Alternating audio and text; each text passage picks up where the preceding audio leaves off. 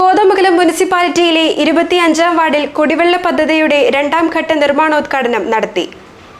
കോതമംഗലം മുനിസിപ്പാലിറ്റിയിലെ 25-ാം വാർഡിൽ നടപ്പാക്കിയിട്ടുള്ള കുടിവെള്ള പദ്ധതിയുടെ രണ്ടാം ഘട്ടത്തിന്റെ നിർമ്മാണോദ്ഘാടനം ആന്റണി ജോൺ MLA നിർവഹിച്ചു.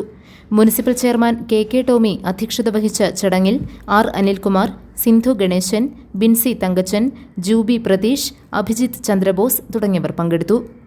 20 കുടിവെള്ള പദ്ധതികളാണ് ഈ നഗരസഭയുടെ വിവിധ പ്രദേശങ്ങളിൽ ഇപ്പോൾ നമ്മൾ നിർമ്മിക്കാൻ വേണ്ടി പോകുന്നത്. കോതമംഗലം നഗരസഭയെ സംബന്ധിച്ച് വിസ്തൃതമായ പ്രദേശമാണ്.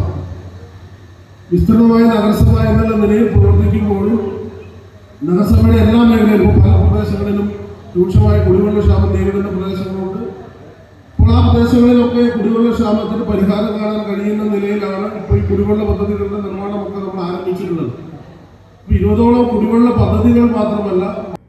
GTV news Kothamangalam.